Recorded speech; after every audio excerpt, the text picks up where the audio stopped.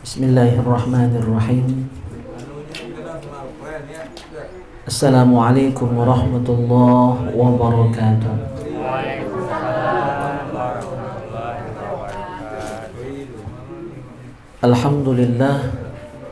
Alhamdulillahi rabbil alamin. Wassalatu wassalamu ala ashrafil anbiya wal mursalin Sayyidina wa maulana Muhammadin ajma'in. Sayyidina wa maulana Muhammad wa ala alihi wa sahbihi ajma'in, amma ba'du. Jamaah yang mulia, jamaah musalla al-mu'min rahimakumullah, semoga kita senantiasa diberkahi, dirahmati dan diridhoi oleh Allah Subhanahu wa taala. Salawat dan salam semoga senantiasa tercurahkan ke hadirat junjungan kita Nabi Muhammad sallallahu alaihi wasallam serta keluarga, sahabat dan pengikut beliau.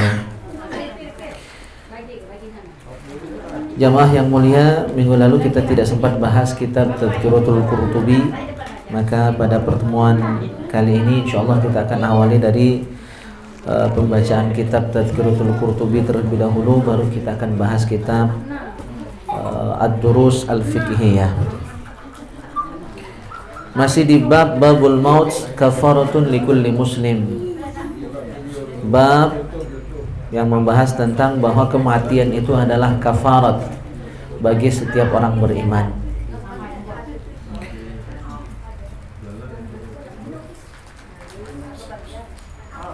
Dalam hadis qudsi disebutkan, yaqulullahu ta'ala, wa izzati wa jalali la akhruju minad dunya abdan uridu an u'adzibahu.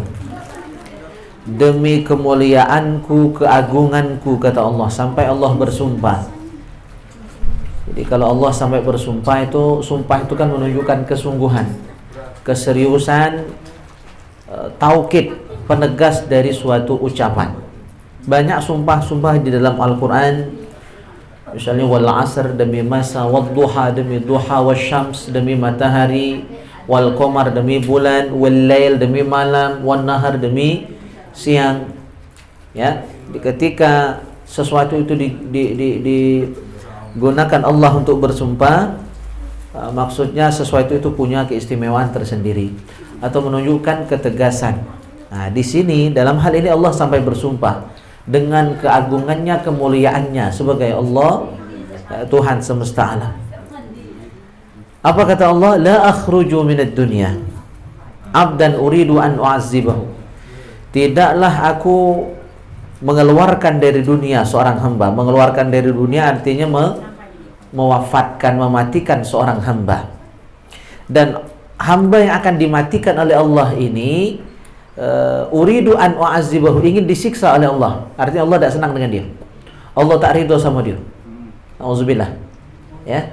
Nah, ini termasuk ciri hamba yang tidak disenangi Allah, tidak diridhoinya, bakal disiksa oleh Allah Subhanahu wa taala. Cirinya apa? Auzubillah, ya, jangan sampai termasuk yang demikian. Kata Allah, orang itu tidak akan aku wafatkan sampai hatta uwaffiyahu bi kulli hasanatin amilaha. Aku akan sempurnakan setiap kebaikan yang pernah dia lakukan. Jadi balasannya disempurnakan oleh Allah Subhanahu wa taala. Jadi jangan kira orang yang hidupnya disenangkan, dinyamankan, dienakkan itu orang yang diridhoi Allah, belum tentu. Kita kan sering iri ya. Maknanya si anu itu sembahyang tak pernah, puasa tak kala, tapi caknya hidupnya lemak baik, sehat baik, nyaman-nyaman, adem ayem baik. Jangan iri. Waalaikumsalam. Belum tentu ya. Belum tentu. Orang yang hidupnya enak, senang, lemak, belum tentu dia disenangi Allah. Ternyata Allah uridu an u'azibahu. Allah ingin menyiksanya. Jadi dia diberi kebaikan tadi biar apa? Di akhirat lagi tidak banyak nuntut lagi. Karena di dunia sudah dibalas kebaikan dia itu. Malahan full dibalas kebaikannya. Bisa saja lebih kebaikan dia di dunia dibalas oleh Allah Subhanahu wa taala. Allah. Mana cara Allah membalas kebaikan dia, amal dia, kesolehan dia di dunia ini? bisihhatin fi jasadihi, dengan kesehatan di jasadnya. Jadi orang sehat belum tentu disenangi Allah. Ya. Tapi juga jangan tak bersyukur ketika sehat. Kita kan belum tahu nih posisi kita di mana. Apakah kita orang yang sehat karena Allah ridho atau sehat justru sebaliknya? Kita masih di persimpangan. Tentu kita berharap kita termasuk yang disehatkan tapi diridhoi. Tapi ada juga yang sehat tapi tidak diridhoi Allah. Nauzubillah. Jadi hal ini seharusnya membuat kita tuh bainal khauf war roja, harap-harap cemas. Kita berharap kita termasuk yang sehat tapi diridhoi Allah.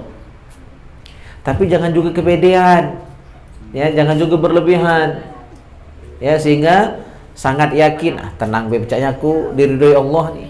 Sehingga akhirnya kita menjadi lalai.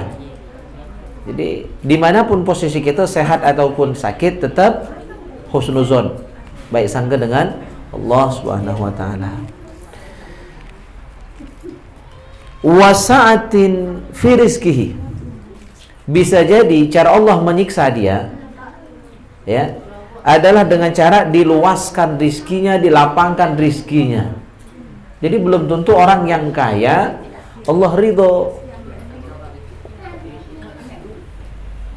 tapi tentu kita berharap kita termasuk orang yang dilapangkan rizki kita oleh Allah Subhanahu wa taala, tapi karena Allah ridho sama kita. Jadi masih antara dua ini Ustaz Dede. Jadi ada orang kaya yang diridhoi, ada yang tidak diridhoi. Ada orang yang sehat diridhoi Allah, ada yang tidak diridhoi. Nah, banyak-banyaklah berdoa, banyak-banyaklah berharap di sini kita termasuk yang kaya, yang sehat, dan semuanya itu karena Allah ridho sama kita. Bukan karena istidraj.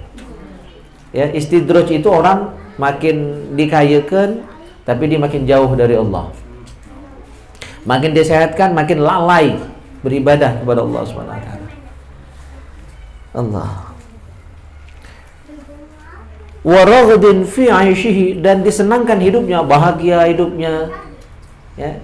Jadi belum tentu yang sehat diridhoi, belum tentu yang lapang rizkinya diridhoi, belum tentu juga yang senang hidupnya diridhoi. Wa amnin fi sirbihi, ya, dan diberikan rasa aman dalam kehidupannya, hatta uballigha minhum mathakil adzar. Fa in baqiya lahu syai'un hawantu alaihi al-maut. Nah. Jadi orang ini adalah orang yang baik, rajin beramal soleh. Nah, maka pahala dia langsung kontan dibayar Allah di dunia ini. Kalau ternyata kebaikan dia tadi sudah dibalas semua oleh Allah, ya, sudah dibalas di dunia ini, di kontan, ya, di dunia ini, disisikan lagi di akhirat kaki.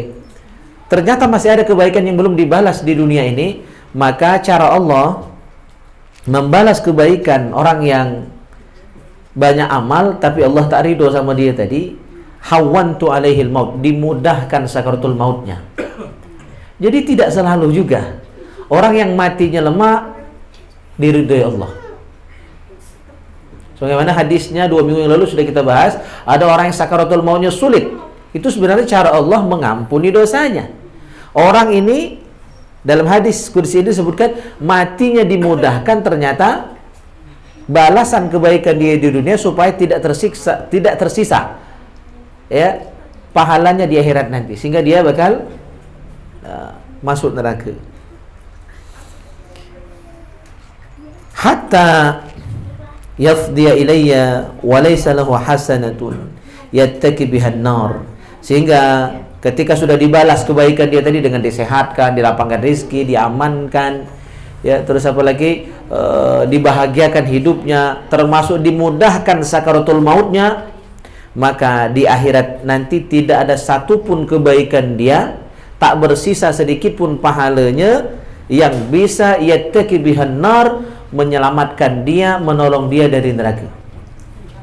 Sehingga kebaikan dia sudah habis di dunia, pahalanya lah habis di dunia, di akhirat kaget tak bersisa sedikit pun. Nauzubillah, kita jangan masuk yang demikian. Makanya Umar bin Khattab radhiyallahu an, itu kenapa beliau sengaja hidupnya susah. Ya, padahal beliau mampu untuk senang, untuk lemah, untuk nyaman, makan lemak karena beliau seorang raja. Nak berbini banyak, nak beranak banyak, laju, nak pakaian banyak, laju, siap beliau. Tapi beliau sengaja hidupnya sulit. Bajunya cuma selembar, tampalannya ada 12, makan cuma satu macam lauk, dan itu cuma sekali sehari. Lebih sering puasa. Kenapa beliau tahan hidup susah seperti itu? Karena beliau tidak ingin beluak. Tahu beluak? Tidak mau berkurang sedikit pun balasan di akhirat nanti. Itu rahasianya. Kita pasti tidak sanggup. Kalau kita ini kalau baca lemak di dunia, lemak pula di akhirat. Itu harapan kita. Mudah-mudahan termasuk yang demikian. Jangan masuk yang hadis tadi kita bahas. Ya, dia orang baik, dia orang soleh, tapi balasan kebaikan dia sudah dihabiskan di dunia. Kontan dilunasi di dunia sehingga di akhirat kakek tak katik lagi pahala sedikit pun, karena sudah dibalas di dunia. Maka pelajaran dari hadis ini adalah jangan senang dulu. Ya. Amal kita dipuji, ya, kita dibangga-banggakan, kita dielu-elukan, ya, jangan senang dulu. Bisa jadi itu adalah istidraj, nak ngulur, nak ngabiskan amal kita di dunia sehingga di akhirat tak bersisi. Itu orang yang celaka. Kalau orang yang baik itu dia beramal soleh, balasannya di dunia dibalas, di akhirat masih dibalas, masih mendapatkan kebaikan. Ya. Bisa dipahami hadis ini? Berikutnya sabda Nabi sallallahu alaihi wasallam, mautul fuj'ati akhdhatun asifun lil kafir. Kematian mendadak, tiba-tiba meninggal dunia. Ya. Kati ceritanya dia masuk rumah sakit, kati ceritanya dia berobat, ya. Tiba-tiba meninggal dunia. Kalau yang mengalami kematian mendadak tadi adalah orang kafir, maka itu adalah akhzatun asifun, hukuman siksaan yang diberikan untuk orang kafir. Jadi mati mendadak bagi orang kafir siksaan. Ngapa? Dah baca siap. Kati bekal nak balik, ya, kepada Allah Subhanahu wa taala. Tapi bagi orang beriman, kematian mendadak itu justru adalah hadiah. Ya, karena tidak sara-sara lagi, tidak payah-payah lagi. Jadi kematian mendadak itu tergantung. Kalau orang kafir hukuman, bagi orang beriman itu adalah hadiah. Makanya Nabi Daud alaihissalam itu pun mata fujatan yaumas sabti. Beliau meninggal pada hari Sabtu dan meninggal dunia mendadak. Nabi Daud alaihissalam. Ya.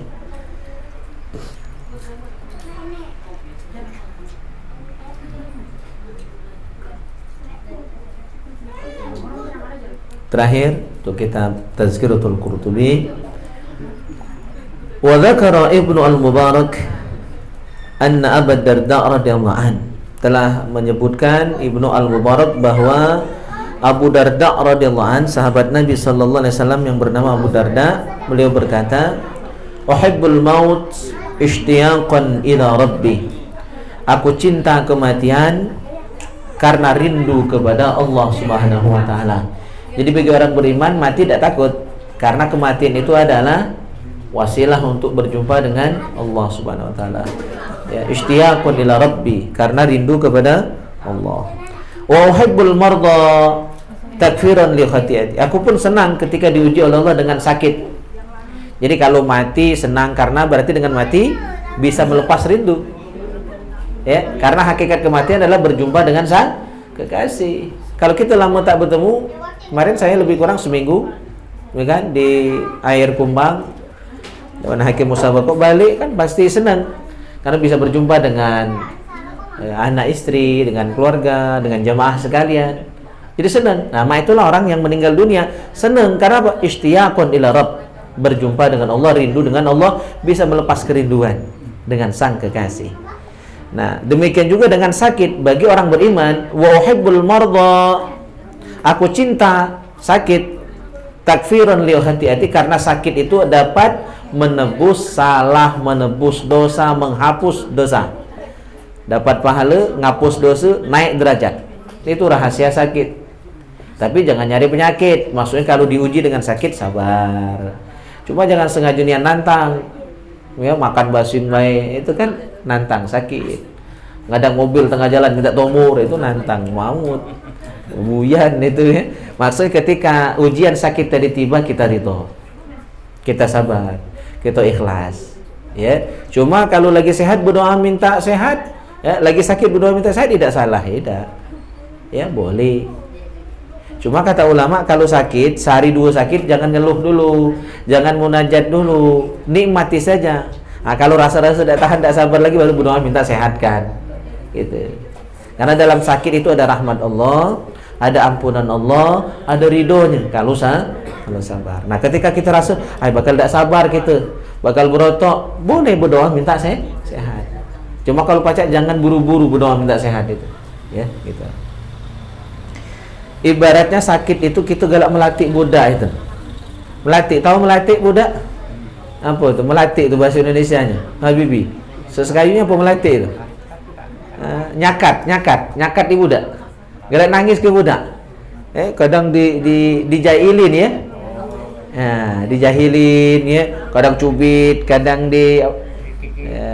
dikelitiki. Itu kan karena senang. Ya. Setiap kita ngelatih budak, anak kecil itu pasti karena kita senang.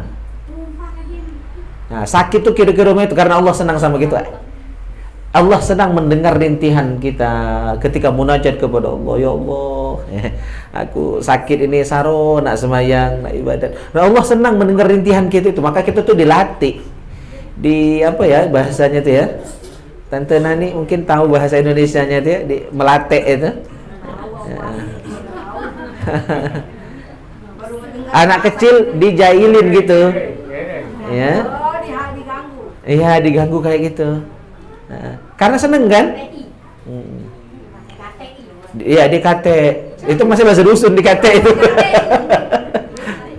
Iya. Ya, dimain-main, tapi karena senang. Ya, karena Allah ingin ngampuni kita, Allah ingin mendengar aduan kita, munajat kita kepada Allah Subhanahu wa taala. Wa uhibbul faqra, aku pun senang kefakiran, kata Abu Darda sahabat Nabi. Ngapa? Tawadu'an li Rabbi azza wa jalla, karena dengan miskin, diuji dengan kemiskinan, aku bisa tawadu, bisa belajar tawadu.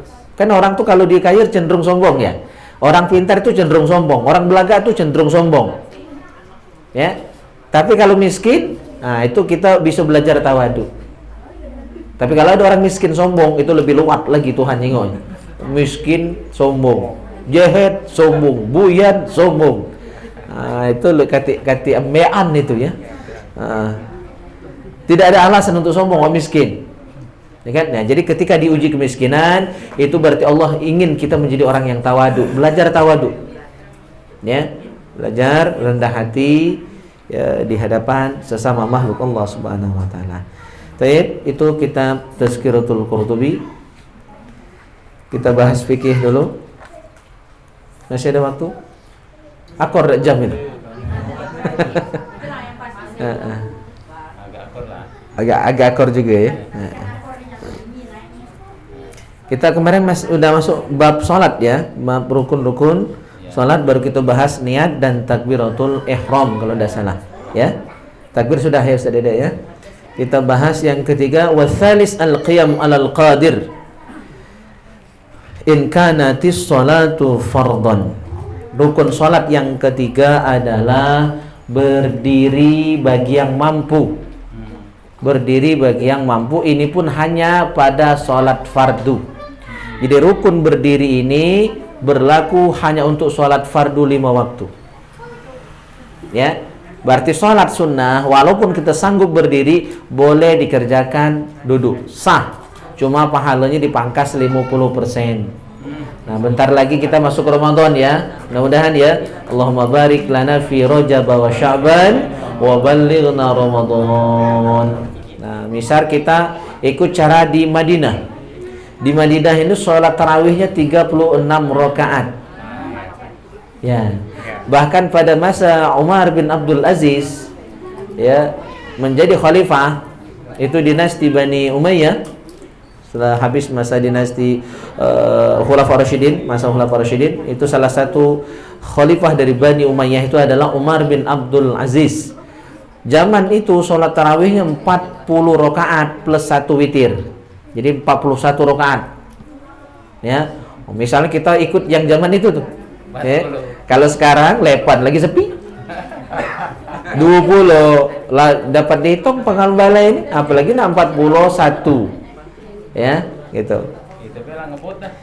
Misal kita ikut, ya, karena capek tentu kan 41 rakaat ya, maka akhirnya tarawih gitu 20 rakaatnya berdiri, sisanya sambil duduk. Sah. Jadi sholat sunnah walaupun kita sehat, segar bugar, mau ngerjain sambil duduk sah. Untuk khusus sholat sunnah. Ya. Gitu. Tapi untuk sholat wajib tidak sah. Kalau masih mampu berdiri, wajib berdiri. Nah, baru tidak mampu berdiri, baru boleh duduk. Tidak bisa duduk, baru berbaring. Itu pun dengan pilihan-pilihan. Nah, sanggup berdiri, alhamdulillah. Kalau tidak, duduk. Nah, duduk itu ada 3 pilihan. Yang pertama duduk dengan cara iftirosh, duduk tahiyat awal, cara duduk dalam sholatnya. Jadi sepanjang sholat itu duduk tahiyat awal. Ya, berdirinya itu. Nah, rukuknya nanti nunduk dikit, sujudnya nunduk dikit, ya. Gitu. Dan mampu duduk tahiyat awal, duduk tahiyat akhir selama sholat itu dari awal sampai akhir. Dan mampu baru duduk tarabbu, duduk bersila seperti ini. Ini duduk tarabbu namanya, duduk bersila. Dan mampu 3 macam duduk ini terserah sebacanya, nak selunjuran pergi, nak kaki mungkin miring ke kanan pergi, ya, atau senderan pergi. Itu semampunya. Nah, tidak mampu duduk semampunya baru berbaring. Ya, jadi ada urutan, tidak boleh langsung. Nah, ketika berbaring, urutan yang pertama adalah miring kanan berbaringnya. Kepala karena sana kiblat berarti kepala sebelah sini, kaki di sini. Ya, badan kita miring kanan, jadi posisi badan bagian depan menghadap ke arah kiblat. Tidak mampu seperti itu karena mungkin di sebelah sini ada bisul barangkali kan. Kalau baring miring kanan, lokak hakib, dia kena bisul tadi kan, maka baringnya miring kiri. Kalau baring miring kiri, posisi kepala sebelah sini berarti. Posisi kepala sebelah sini, kaki sebelah sini. Jadi tetap bagian depan menghadap ke arah kiblat. Tidak mampu baring miring kiri, pilihan ketiga adalah nelentang. Kalau nelentang berarti kepala di sini, kaki di sini. Jadi seolah-olah nerajang ke kiblat, kaki menghadap ke arah kiblat. Nah, kepala diganjal dengan bantal sedikit lebih tinggi. Mungkin 2 bantal atau 3 bantal sehingga pandangan kepala agak tegak, ngawas mata kita ke arah kiblat. Nah, itu terakhir posisinya. Baring, nelentang.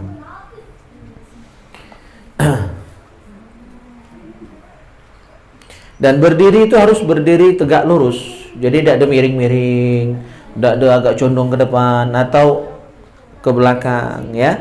Nah, jadi harus berdiri lurus, tegak lurus, berdiri betul. Kecuali memang posisi badannya tak macam lurus lagi, karena faktor usia sehingga agak bongkok atau memang patah. Ada yang patah belakang, memang badannya tidak bisa ditegakkan. Kalau ditegakkan patah lagi kan. Nah, itu lain cerita, itu pengecualian. Jadi karena sakit, karena faktor usia sehingga dia tidak bisa berdiri lurus, akhir badannya agak bongkok, ya, itu dimaklumi. Nah, untuk kita yang pacak tegak lurus ini sengaja bungkuk, ya, itu yang tidak sah berdirinya. Jadi harus berdiri betul. Jelas rukun sholat yang berdiri itu? Yang keempat, warabi qiraatul Fatihah bitartibiha wa muwalatiha wa tashdidatiha. Membaca suratul Fatihah. Nah, suratul Fatihah termasuk rukun sholat, maka harus benar. Jadi Al-Fatihah wajib dibaca bitartibiha, sesuai dengan urutannya. Jadi ayatnya tidak boleh bolak-balik. Jadi urutan dari basmalah. Menurut mazhab Syafi'i basmalah ayat. Maka wajib dibaca. Sholat jahar dijaharkan, sholat sir disirkan. Ya. Kalau menurut mazhab Maliki, bismillah bukan ayat, maka memang tidak dibaca. Dia langsung alhamdulillah. Nah, itu di Madinah, mazhab Maliki. Ya, tidak baca sama sekali. Jadi ini khilafiyah, perbedaan. Nggak usah ribut. Cuma jangan bawa cara itu ke Indonesia. Itu yang buat kerok. Ya, jadi kita belajar ini untuk saling memaklumi perbedaan pendapat. Tapi bukan nak dipakai di tempat yang sudah biasa pakai basmalah. Kadang-kadang yang baru tahu ini nak belagak, ya kan? Anggap dia tahu hukum itu, akhirnya melaksanakan hukum yang tidak biasa di tempat yang tidak biasa tadi. Pasti kerok, pasti ribut. Nah, di sini butuh kebijaksanaan. Jadi kita sholat sebagaimana kita, apalagi yang jadi imam, itu di tempat yang biasa dipakai di situ, cara itu dipakai. Ya, ibaratnya kalau di Indonesia ini cara NU, di masjid NU cara NU dipakai, di masjid Muhammadiyah cara Muhammadiyah. Jangan orang NU sholat di Muhammadiyah jadi imam boleh misalnya pakai cara dia, pasti kerok, seribut. Makanya Buya Hamka sholat di Surabaya di masjid NU, beliau baca doa kunut, maka orang terkejut. Ternyata ketua Muhammadiyah Buya Hamka waktu itu hafal doa kunut gitu. Demikian juga ke NU ketika sholat jadi imam di daulat di masjid-masjid yang tidak pakai kunut, yang tidak pakai usolli, yang tidak wirid sama-sama, misalnya di masjid Muhammadiyah, KNU pun bijak, tidak pakai doa kunut. Saya pernah ngimam di masjid waktu itu ceramah Nuzulul Quran, ceramah Isra wal Mi'raj di masjid Bulancang yang Pak Ilham Hadi, ya. Itu kan masjid Muhammadiyah amaliyahnya. Dan saya dikasih tahu, Ustaz, cara di sini cara Muhammadiyah. Saya sudah paham. Sudah, maka saya basmalahnya sir.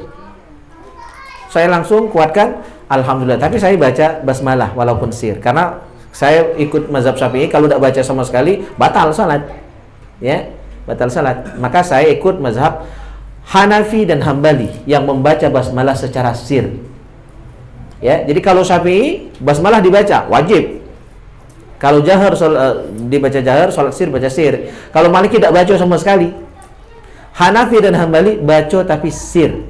Baik seluruh salat, baik salat maghrib, isya, subuh tetap sir. Gitu. Nah, jadi kebijaksanaan sangat penting di sini. Dan saya sudah biasa mengamalkan itu. Dulu waktu di Palembang, sholat di masjid yang dekat kantor gubernur, itu masjid PLN, ya. Itu caranya juga cara Muhammadiyah. Maka wirid dewek-dewek, siap, udah biasa. Ya, bukan pelin-pelan, kita menghormati perbedaan. Cara di masjid yang sudah berlangsung jangan dirubah. Di mushola ini biasa wirid sama-sama, tetap siapapun imamnya pakai itu. Di Al-Amir biasa wirid sama-sama, di Jumhuriyah biasa wirid sama-sama, pakai cara yang itu. Cuma ketika sholat di masjid Taqwa, ya kita ikut cara dia. Jangan ngotot kamu salah, kami benar, bukan itu. Nah, di sini lagi letak kita tahu perbedaan untuk saling hormati, saling hargai. Bukan nak saling salahi. Itu bukan salah tapi beda. Kalau beda hargai, kalau salah benari. Nah, itu bukan salah, beda. Termasuk masalah Fatihah tadi basmalahnya. Itu ada 3 perbedaan pendapat. Menurut mazhab Syafi'i, basmalah ayat Al-Fatihah. Ayat pertama dari suratul Fatihah, maka wajib dibaca. Salat maghrib, isya, subuh dibaca jahar, salat zuhur dan asar dibaca sir. Bismillahnya itu. Mazhab Maliki tidak baca sama sekali. Kita hormati. Cuma jangan pakai di sini. Ya, itu kalau di kelompok mereka, mazhab mereka, di masjid mereka silakan. Dan ketika kita makmum sama mereka, kita juga ikut. Ya, menghormati imam. Jadi keyakinan kita ikut keyakinan imam yang memimpin sholat itu. Insya Allah sah. Ya, gitu. Mazhab yang ketiga, Hanafi dan Hambali, basmalahnya di sholat apapun, nak jahar ataupun sir, tetap dibaca sir. Jadi sholat Jumatnya sir, sholat maghribnya sir basmalahnya, tapi dia baca pelan, dia dewek yang dengar gitu. Jadi tertib baca Fatihahnya dari basmalah sampai dhalin, ya. Amin. Terus wa mualat. Baca Fatihah harus mualat. Mualat itu tidak jedah terlalu lama. Normalnya adalah bi qadri tanaffus, jarak antar ayat di suratul Fatihah dan surah-surah lain yang kita baca itu bi qadri tanaffus. Jarak normalnya 1 napas. Ngambil napas sekali baru baca ayat berikutnya. Itu kondisi normal. Kalau lagi tidak normal, misalnya lagi batuk, ya hilang dulu batuknya. Boleh, itu tidak normal ya. Dalam kondisi itu dikecualikan. Cuma dalam kondisi normal, tidak boleh jedahnya sengaja dilamakan. sampai 3 kali 4 kali ngambil napas, itu putus mualat, putus Fatihah, tidak sah salat. Jadi jaraknya biqadri tanaffus. Jelas ya? Senapas dalam kondisi normal.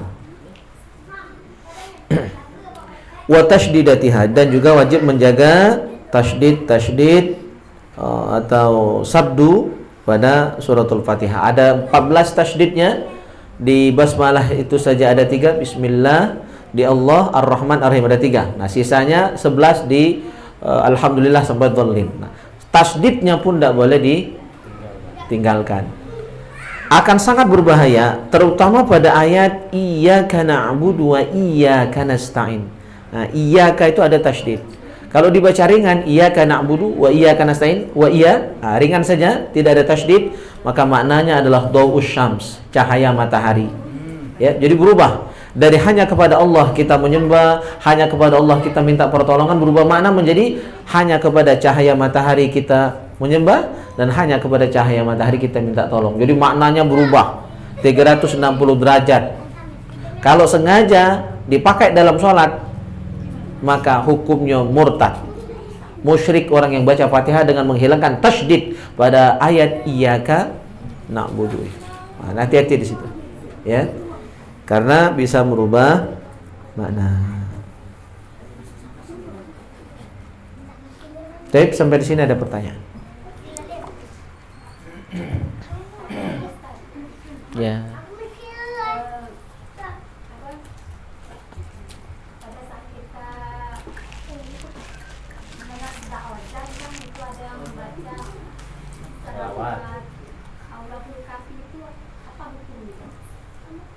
Sudah azan.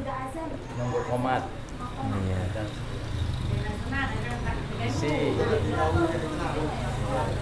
Iya. Kalau di kita sini kan tidak jadi tradisi ya. Kita sudah azan, ya sholat sunat. Kalaupun ini ya baca Al-Quran atau zikir sambil nunggu iqamah. Tapi di tempat lain, terutama di Jawa ya, atau di perairan itu banyak masyarakat Jawa, mereka masih tetap mengamalkan. Atau di pondok itu di pondok Sabilul Hasanah. Nah, banyak yang bertanya hukumnya apa? Sunnah.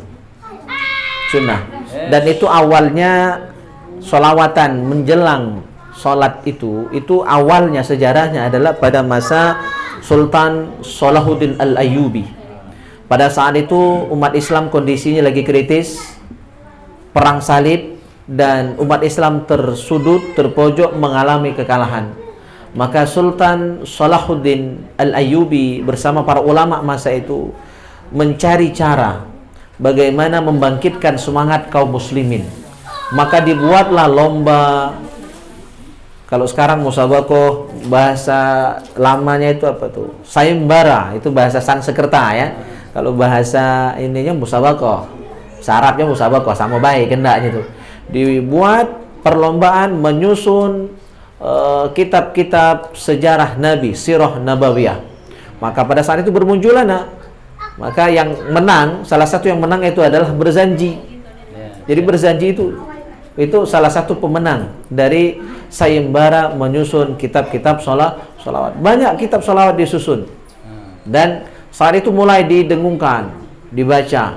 Awalnya hanya pada sholat, saya lupa sholatnya, ya, itu hanya satu sholat saja, ya, sambil nunggu azan dan iqamah tadi, sholawat itu dikumandangkan. Terus lama-lama akhirnya menjadi 5 waktu. Itu awal sejarahnya. Dan ulama memandang itu baik untuk membangkitkan kecintaan kaum muslimin kepada Nabi Muhammad, sehingga semangat jihadnya jadi tumbuh. Itu awal ceritanya, ya. Nah, sekarang walaupun sudah kita aman, tidak masa perang lagi, masih ada yang melanjutkan itu, silahkan, sah-sah saja, ya, itu. Kalau terganggu, ya berarti kita belum usul, ya kan? Di masjid pinggir jalan itu kan gangguannya lebih hebat lagi ya, mobil warawiri, ya. Di Masjid Nabawi, Masjidil Haram, Masjid Nabawi yang lebih parah lagi itu ibu-ibu di sana bawa anak kemeriak, suara budak kalau sholat. Ibu-ibu itu tahu persis yang sudah haji, sudah umroh. Umroh bila khusus. Kalau haji mungkin agak dibatasi ya. Waktu umroh itu masih banyak juga. Itu kemeriak. Jadi anggap saja itu ujian kehusyuan. Ya, dak kati suara budak belum tentu husuk juga tubuh nih. Ya, jadi pandai-pandai kita menjaga kualitas sholat kita. Ya. Cuek kan saja. Ya. Facebook tuh rame ya Pak Ustadz ya, ngomongin wirid malaikat Jibril. Asal kita berapa ribu ayat dapat duit, datang duitnya banyak-banyak. Itu ilmu sesat apa mana? Yang mana tuh? Yang mana formatnya? Bunyinya tante? Ya kalau bunyi saya nggak baca lah. Salawat ya, salawat. Ya salawat itu Oh, salawat Jibril itu dah. tapi sholatnya harus nggak tinggal. Ini semua deh yang seperti kita lakukan juga suruh. Bagus, salawat Baca ini Jibril. sekian puluh ribu, sekian ratus ribu. Nah kan datang duit tuh, datang duit banyak kan atasnya. Itu Muhammad, yang itu kan? Iya. Jadi sesuai makomnya. Kalau makom orang awam kan sama aja kayak anak kecil. Jadi dia beramal itu dengan iming-iming. Ya itu sah-sah saja untuk makom-makom orang awam. Iman itu walaupun orangnya sudah dewasa belum tentu imannya dewasa. Ada yang imannya masih kayak anak kecil kan. Nah, maka kata Imam Al-Ghazali itu ikhlas itu bertingkat. Ada ikhlasnya ikhlas buruh. Ikhlasnya seorang buruh itu baru akan bekerja kalau dapat gaji. Itu kan buruh, pegawai, pekerja. Nah, begitu juga iman. Orang yang iman pada level buruh, makom buruh atau makomnya anak kecil baru akan beramal kalau ada iming-iming. Kalau tahu iming-iming, kalau tahu pahala ini, fadilah ini, nah, itu levelnya orang awam. Untuk yang khawas, apalagi khawasul khawas, dia bukan itu lagi yang dia cari. Maka seharusnya kita naik makom dari awam ke khawas, yang ibadah murni karena Allah. Ya, kalau sudah ikhlas lillahi ta'ala, yang itu tuh pasti dapat. Ya benar, tidak jadi masalah. Tapi jangan itu yang diincar. Ikhlas saja, salawatnya ikhlas, ibadahnya ikhlas. Jangan kayak barter ya. Itu termasuk dilarang kalau niatnya semata-mata itu. Ya. Jadi murnikan saja ibadah ikhlas semata karena Allah, dengan sendiri otomatis kok. Ingat jaminan dari Allah, wa may yattaqillah yaj'al lahu makhraja wa yarzuqhu min haitsu la yahtasib. Siapapun yang takwa, Allah beri solusi dari setiap masalah yang dia hadapi, dan Allah akan beri dia rizki dari jalan yang tidak disangka-sangka, tidak terhitung rizkinya. Ya. Nah, tapi fadilah tadi cukup diketahui. Ya, fadilah itu cukup diketahui, fadilahnya ini ya. Fadilahnya keutamaan cukup diketahui, tapi jangan jadikan itu niat dan tujuan. Paham? Ya. Jadi tetap ibadahnya ikhlas karena Allah. Sholawatannya banyak-banyak itu karena ikhlas kepada Allah, karena cinta dengan Nabi. Nah, masalah dapat apa tidak yang kita niatkan itu urusan Allah. Kalau sudah diniatkan dari awal kayak berotoan dan nyata tidak ikhlasnya. Ya, jadi ketika ngamalkannya ikhlas. Fadilah tadi cukup dipahami, cukup diketahui, jangan jadikan tujuan utama. Dapat alhamdulillah, tidak dapat. Yang penting kita sudah salawat kepada Nabi Muhammad SAW. Apapun bentuk salawatnya, misalnya salawat Jibril itu dan sebagainya. Ya, memang banyak versi salawat. Silakan diamalkan. Ya, menurut ulama apapun bentuk salawat atau asal, ya itu betul-betul salawat murni untuk memuji Nabi Muhammad, silakan sah-sah saja. Jangan binuhan ke Nabi. Ya, jadi sholawat versi apapun silakan.